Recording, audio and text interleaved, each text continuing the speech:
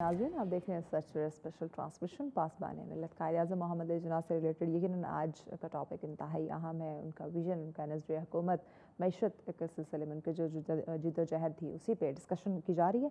जी अब्दी साहब। जी डॉक्टर साहब, 1 जुलाई 1948 कायद-ए-आज़म की वफ़ात से सिर्फ 2 महीने पहले, 2 महीने 10 दिन पहले कायद-ए-आज़म की तबीयत इंतहाई ख़राब, लेकिन स्टेट बैंक का क़याम इतना ज़रूरी है, जैसे वक्फे से कबल भी कहा हमने कि एक तो मुआशी निज़ाम के लिए ख़ुद कायद-ए-आज़म ने, मिस फातिमा जिन्ना ने लिखा, कहा कि अंग्रेज़ और जो हिंदू थे वो ये समझते थे कि पाकिस्तान का कोई इक़्तिसादी निज़ाम नहीं होगा और ये चंद दिनों में अपने घुटनों पर आ जाएगा। तो कायद-ए-आज़म ने कहा कि इसलिए ये बहुत ज़रूरी है कि मैं ख़ुद जाऊँ, स्टेट बैंक का इफ्तिताह करूँ, एक ऐसा निज़ाम तश्कील दूँ कि पाकिस्तान हमेशा हमेशा के लिए रहे। ये एक बहुत बड़ा मुआशी चैलेंज था उस वक़्त, क्योंकि क़याम पाकिस्तान के फौरी बाद भी जो असासों की तक़सीम के वाले से पाकिस्तान को मसाइल दरपेश थे।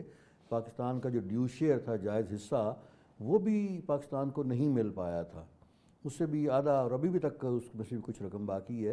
तो वो अमूर ममलकत चलाने के लिए फ़ाइनेंस की ज़रूरत थी, मुख्तलिफ़ शोबों के लिए भी नौज़ायदा ममलकत थी। और हमारा काम अभी तक वो जो पुराना इंडियन रुपी था उसको पर गवर्नमेंट ऑफ पाकिस्तान की मोहर लगा के वो रुपया चल रहा था। तो उसके लिए बड़ा ज़रूरी था कि हमारा अपना सिक्का हो, हमारी अपनी मॉनेटरी पॉलिसी हो। तो उन तमाम चीज़ों को सामने रखते हुए आपने अपने उन विजन के मुताबिक जो था स्टेट बैंक का जो क़याम जब फरमाया, और बड़ी जल्दी आप देख लें कि 1 साल से भी मुख्तर अरसे में वो बैंक का कायम होना और फिर अपना विजन देना और तमाम अमूर को कंट्रोल करना, बैनुल-अक़वामी जो मालियाती इदारे थे उनसे अपने आप को मनवाना, ये बिलाशुबा कायद-ए-आज़म रहमतुल्लाह अलैह की अपनी एक विजन, उनकी पॉलिसी थी कि जहन में पीछे, क्योंकि वो अमली तौर पर भी, जिस तरह आबदी साहब ने शुरू में फरमाया कि वो ख़ुद भी एक बिज़नेस कम्युनिटी से ताल्लुक़ रखते थे और उन तमाम उतार चढ़ाव का पता था कि वो जो कैपिटलिज़म के चक्कर में और फिर जो सूदी निज़ाम का चक्कर है उसमें वेस्ट अब तक उसने हमें जकड़ा हुआ है कि अभी वो लोन असल ख़त्म नहीं होता, तो उसका जो कैपिटल और जो सूद की रकम ही हम अदा कर करके वो चल रहे होते हैं। तो उससे छुटकारा दिलाना चाह रहे थे कायद-ए-आज़म कि हमारा अपना माशी निज़ाम हो। उसके लिए आपने शुरू में जो प्लानिंग कमीशन बनाया, तो उसकी जो इंडस्ट्रीज़ का क़याम और ये सारी, क्योंकि हम इंडस्ट्री का शोबा, हमारा तजारत का शोबा और ख़ास तौर पर बरामदात का शोबा उस वक़्त बड़ा कमज़ोर था। तो उसके लिए कायद-ए-आज़म की बड़ी वाज़ेह पॉलिसी थी कि हमारी बैनुल-अक़वामी जो तिजारत है, ट्रेड पॉलिसी, वो ज़रा बेहतर बुनियादों पर खड़ी हो। और ये तमाम अमूर जिस वक़्त हम उसमें जो सेल्फ सफिशेंसी जिसको कहें, ख़ुद कफ़ालत है, वो ना हासिल कर लें पैदावार में, तो वो हम उस वक्त अपने पाँव पर खड़े नहीं हो सकते। ज़राअत के हवाले से हमें मसाइल दरपेश थे कि वो जो नए दरियाओं की तकसीम का मामला था, पानी हमारा इंडिया रोक लिया करता था ज़रूरत के वक्त, तो वो हमें बहुत बाद में जाके प्लानिंग हुई और वो इंडस बेसिन ट्रीटी और जो भी चीज़ें हैं। लेकिन वो जो दौर था वो बड़ा एक कठिन और चैलेंज से भरपूर दौर था, जिसमें जो कायद-ए-आज़म की पहले से तैयारशुदा, क़याम पाकिस्तान से पहले से तैयारशुदा एक पॉलिसी थी, उसके मुताबिक चलते हुए स्टेट बैंक और बाद में नेशनल बैंक का क़याम होता है, स्टेट लाइफ इंश्योरेंस का क़याम बहुत बाद में होता है, लेकिन पॉलिसी वो सारी तसलसल कायद-ए-आज़म का चलते हुए आगे हमें वो इस्तेहकाम नसीब होता है। बेशक बेशक। डॉक्टर साहिबा, उसी तकरीर का 1 जुलाई का एक इक़्तिबास कायद-ए-आज़म का कि इस वक्त मगरबी इक़्तिसादी निज़ाम ने तकरीबन नाकाबिले हल मसाइल पैदा कर दिए हैं। ये 1947 में कह रहे हैं और आज तक सूरत हाल आप देख लीजिए वही है।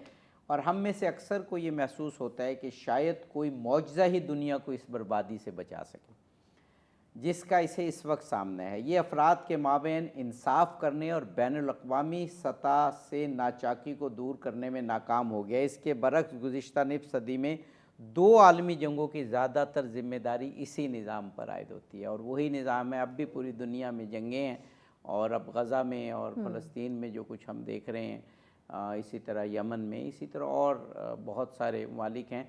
हम तक इत्तलात उस तरह से नहीं पहुंच जाती। लैटिन अमेरिका में, लातीनी अमरीकी जो ममालिक हैं, उनकी इक़्तिसादियात को देखें तो इस आलमी निज़ाम ने हर एक को जकड़ रखा है और हर एक को कहीं किसी हवाले से कहीं किसी हवाले से एक बहुत ही गंभीर सूरत हाल में, और चंद ममालिक, बल्कि अब तो चंद ममालिक की बात भी नहीं रही, चंद ख़ानदान पूरी दुनिया की दौलत के मालिक हो गए। 10-12 15 फैमिलीज़ हैं जो आईटी के नाम पर, जो बैंक्स के नाम पर, जो तो इस वक्त पूरी दुनिया पे वो चंद हुक्मरान लोग जो हैं 12-15 ख़ानदान हुकूमत कर रहे हैं।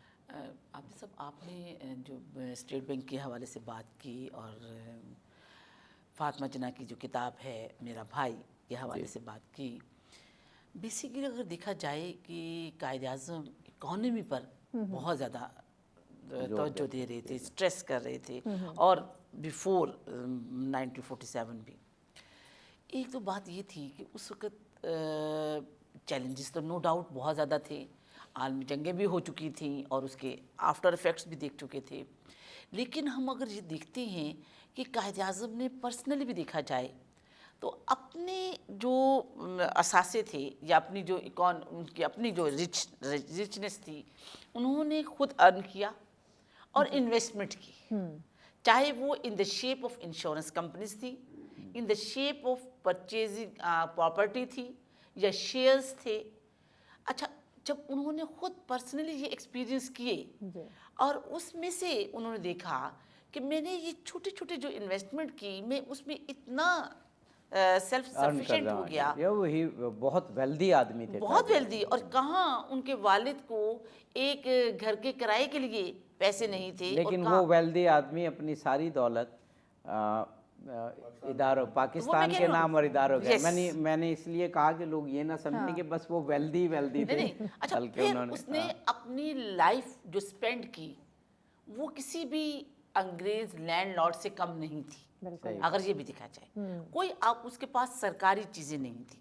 अच्छा, इसी चीज़ को अगर कायद-ए-आज़म जो बार बार हम तस्करा कर रहे हैं हर जगह, वो ये अपने पर्सनल एक्सपीरियंस भी लेके आते हैं। और दूसरी, मेरा भाई में जो फातिमा जिन्ना एक्सप्लेन करती हैं कि हम अपने उन तमाम चीज़ों को अपने लिमिटेशन के अंदर रह कर करते थे।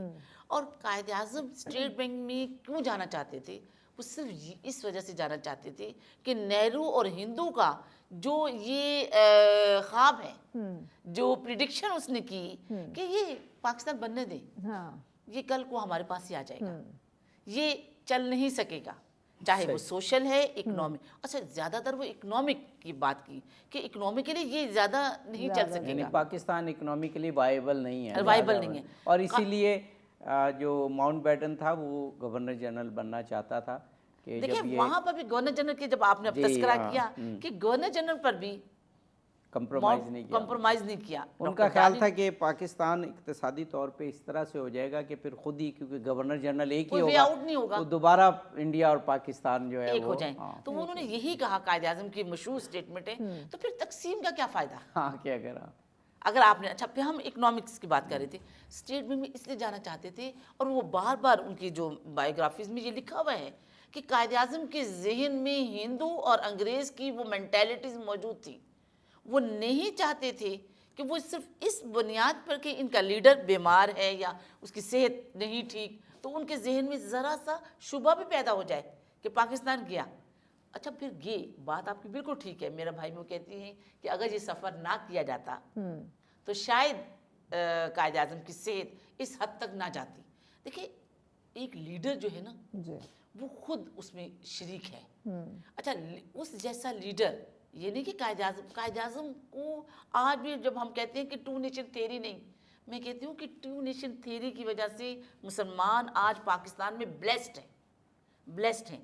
अच्छा, फिर इकोनॉमिक वे में हमें इतनी पॉलिसी मैटर दे चुकी हैं कि अगर आज हम उनको दोबारा रिविजिट कर लें और अपनी पॉलिसीज़ को उनके किए हुए उनके मुताबिक ढाल लें आबिद साहब, तो मैं आज भी उम्मीद है मुझे कि हमारा पाकिस्तान बहुत बेहतर हो जाए। अच्छा, फिर इकोनॉमिक जो है ना, वो बेस है।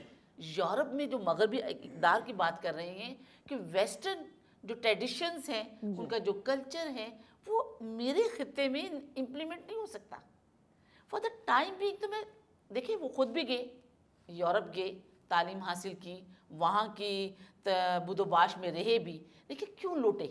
इवन के इकबाल देखिए और इसी तरह के दूसरे लीडर्स क्यों लौटे, क्योंकि उन्होंने कहा कि हमने उन तमाम चीज़ों को सीखा तो है, अब इम्प्लीमेंट करना है अपने नॉर्म्स के मुताबिक, अपने कल्चर के मुताबिक। میں آج بھی اپنے اسٹوڈنٹس کو کلاس میں یہی کہتی ہوں کہ ہم بہت اونچے چلے جائیں لیکن اپنے نارمز کو نہیں مد نظر رکھیں گے تو کبھی بھی آگے نہیں جا سکتے.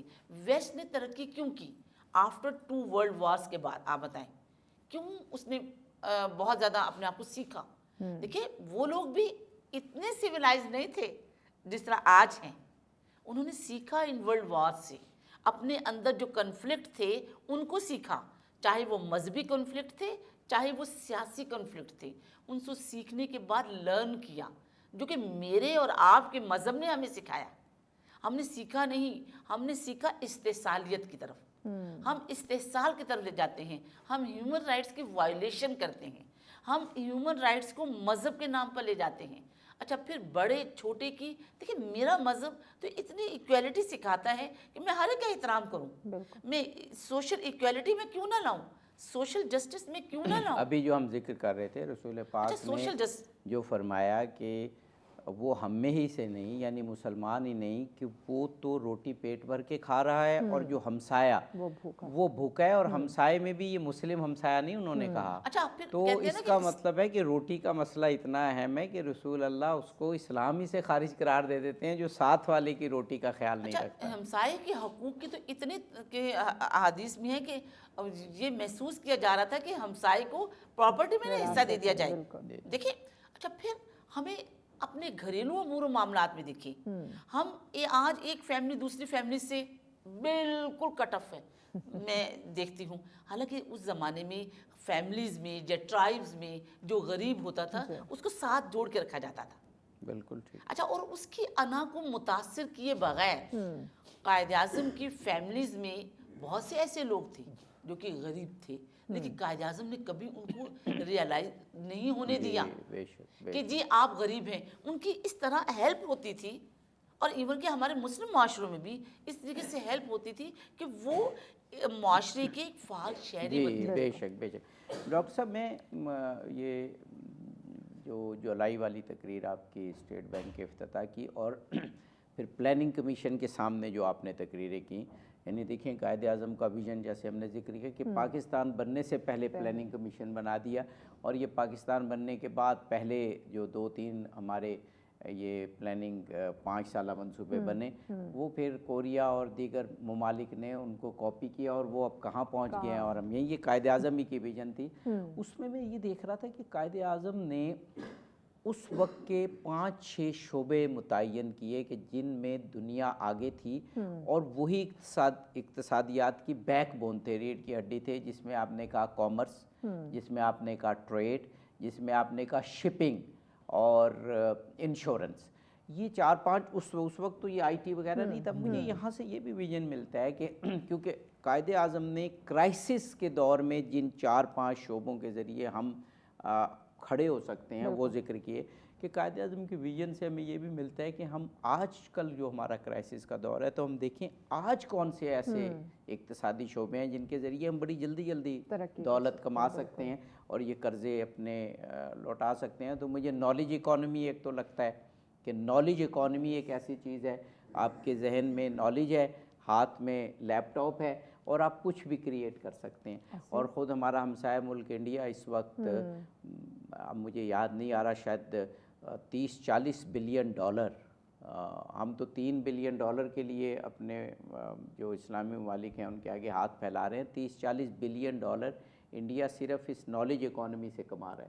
تو نالج اکانومی ہے، سافٹ ویئر ڈیولپمنٹ ہے، اس طرح کی چیزیں ہیں جن سے ہم اب فوراً جو ہے وہ اپنے اقتصادی ٹھیک کر سکتے ہیں. یہ تو میں نے 2 ایگزامپلز کے طور پہ کہے نا، اور بھی ہوں گے جو ہمارے اقتصادی ماہرین بتا سکتے ہیں.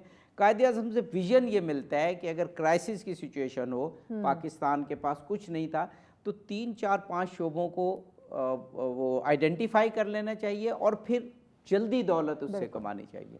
جی بجار شاد فرمایا آپ نے. اصل جو قائد اعظم کا ویژن تھا وہ تھا خود انحصاری کی جانب جو اقدامات تھے، سیلف ریلائنس کی طرف جو اقدامات تھے.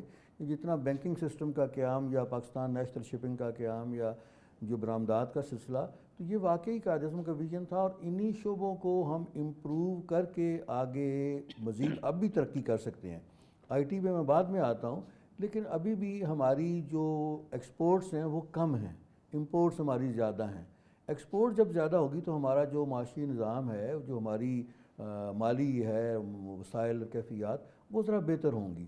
ہمارا زر مبادلہ قائد اعظم نے انڈسٹریل بیس پہ بہت زور دیا تھا. اب وہ جو زر مبادلہ ہے وہ ہمارے ہاں کم آ رہا ہے. ظاہر فارن ایکسچینج ہمارے پاس فارن ریزروز کم ہوتے ہیں، جس کی وجہ سے ہمارا جو ٹریڈ ہم نے کرنا ہے تو پے ہم نے اس میں کرنا ہوتا ہے، لونز اس میں پے کرنا ہوتے ہیں، تو وہ مشکلات ہمیں درپیش ہوتی ہیں. قائد اعظم نے بنیادی طور پر ان چیزوں پر اس لیے زور دیا تھا کہ شروع سے ہی مسلمان جو تھے پوری دنیا میں اپنی جو نیول پاور تھی اس کی بنیاد پر فتوحات حاصل کی ہیں. سندھ میں آئے اور باقی جتنا بھی مثالیں صرف دینا چاہوں گا. تو جو اس دور کی برآمدات تھیں وہ ہماری آج بھی ہم ان میں کچھ اپنا ایگریکلچر، ہماری کاٹن انڈسٹری بیٹھ گئی، باقی کئی سارے معاملات ہیں، میں نام نہیں لینا چاہتا مخصوص طور پر، لیکن اس میں وہی جو قائد اعظم کی ویژن سے ہم نے ڈیویٹ کیا کہ بدیانتی جو آئی، ہماری ایکسپورٹ کے جو گڈز جا گئیں اس میں بیرون ملک سب سٹینڈرڈ غیر معیاری چیزیں جو نکلیں، تو ظاہر ہے کہ ہماری تجارت غیر ملکی تجارت تو متاثر ہونا تھی. اب ان اصولوں پر وہ جو صداقت، امانت، دیانت کے بنیادی اصول ہیں، تو وہ اسی پر اگر ہم پورا اپنا فارن ٹریڈ کو چلائیں اب تک تو بہتری ہو سکتی ہے.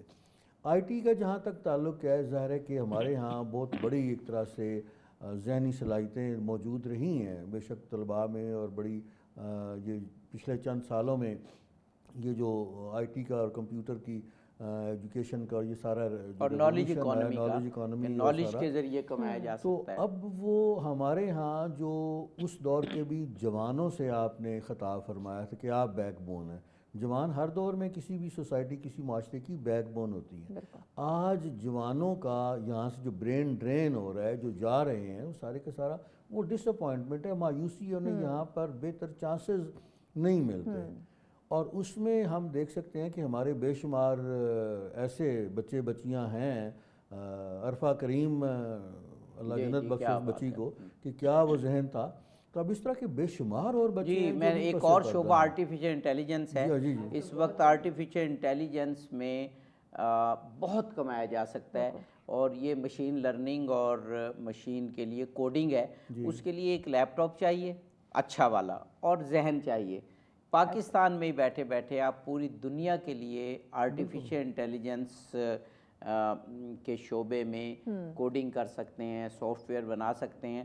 اور پھر وہی بات کروں کہ انڈیا جو ہمارے ہمسایہ ملک ہے، اور اس کے علاوہ بھی اب تو ویتنام بھی اس فیلڈ میں آ گیا اور ہم سے کہیں آگے نکل گیا ہے، بنگلہ دیش ہے، وہ بے شمار پیسہ کما رہے ہیں اس کے ذریعے. تو ینگ جنریشن کے لیے اس وقت جو سب سے زیادہ لیوکریٹو شعبہ ہے وہ آرٹیفیشل انٹیلیجنس ہے. اور بھی ہوں گے، میں کسی اور شعبوں کا انکار نہیں کر رہا. اس کے ذریعے ہم زر مبادلہ بہت سا کما سکتے ہیں. گزارش یہی ہے نا کہ ان تمام جتنے بھی ہمارے اکنامک ایشوز ہیں، سب کے پیچھے جو اسٹیٹ پالیسی ہے، اور اگین کیا ہے کہ وہی پولیٹیکل سٹیپس، وہ سارے کے سارے معاملات. ہمارا پریزنٹ جو سب سے بڑا عذاب انرجی کرائسس. انرجی کرائسس کے پیچھے کیا جناب؟ ہمارے واٹر ریسورسز. ٹھیک، اب وہ جس وقت تک ہم اپنے واٹر ریزروائر ریسورسز، ڈیمز یہ نہیں بن جاتے، ہمارا انرجی ایشو جو ہے یہ ریزالو نہیں ہو سکتا، تو اس وقت تک ہم نہ ایگریکلچر میں ترقی کر سکتے ہیں، نہ انڈسٹری میں ترقی کر سکتے ہیں.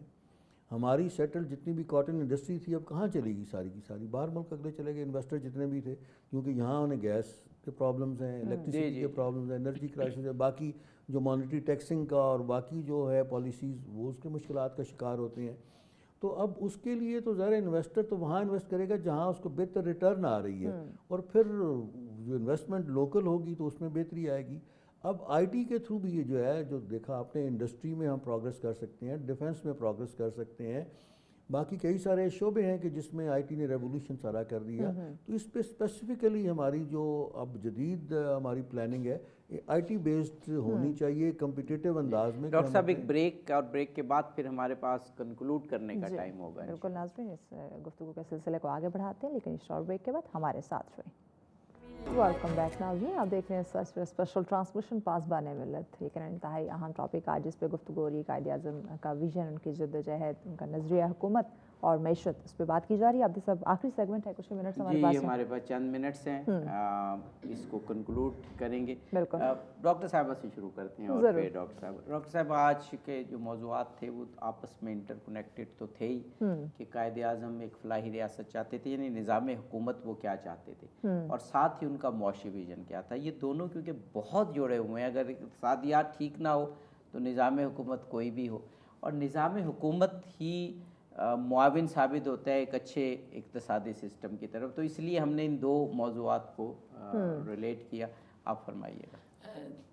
اب تک جو گفتگو ہو چکی ہوئی ہے واقعی آپ کی بات بالکل صحیح ہے کہ اکانومی اور نظام حکومت دونوں انٹر لنکڈ ہیں. بالکل. کیونکہ نظام حکومت چلانے کے لیے ہمیں اکانومی کی ضرورت رہتی ہے اور اکانومی کو ایک سٹرکچر کی ضرورت ہوتی ہے. اچھا, اگر ہم دیکھیں تو میں آج بھی یہ کہتی ہوں کہ ہمیں ریوزٹ کرنے کی بہت ضرورت ہے, بہت ضرورت ہے. کیوں؟ ریوزٹ کرنے کے لیے ہمارے پاس پالیسیز بہت ہیں. دیکھیں, ایک ہسٹری, میں as a student of history کی بات کروں, چینج اینڈ کنٹینیوٹی ایک تھیری ہے یا ایک کال ہے. دیکھیں, چینج لانا ضروری ہے. کیوں؟ With the passage of time. صحیح بات. ڈیز بائی ڈے, آج کے دور آئی ٹی کا دور ہے, day by day, hour to hour changes آ رہی ہیں. لیکن چینج کا مطلب یہ نہیں کہ ڈسکنٹینیوٹی ہو جائے. ہمارے ساتھ جو المیہ آ رہا ہے, جو میرے ایک ادنا سی رائے کے مطابق ڈسکنٹینیوٹی بہت رکھتے ہیں, جس کی بنیاد پر آج ہم being a state, being a head of institution, ہمیں بہت سے مسائل کا سامنا ہے. ایک تو ہمیں اس طرف دیکھنا ہے, چینج لائیں لیکن کنٹینیوٹی اس کو ساتھ رکھیں, اور کنٹینیوٹی رکھیں گے تبھی آپ پروگرس کی طرف جاتے ہیں. بالکل. اگر چینج لاتے ہیں اور ڈسکنٹینیوٹی ہو جاتی ہے تو آپ پروگرس کی طرف کبھی بھی نہیں جا سکتے. اور میں ہمیشہ اپنے اسٹوڈنٹس کو کہتی ہوں, چینج اینڈ کنٹینیوٹی پیو دا وے فار دا پروگرس. اچھا, وہ ہیلدی پروگرس کی طرف جائیں گے.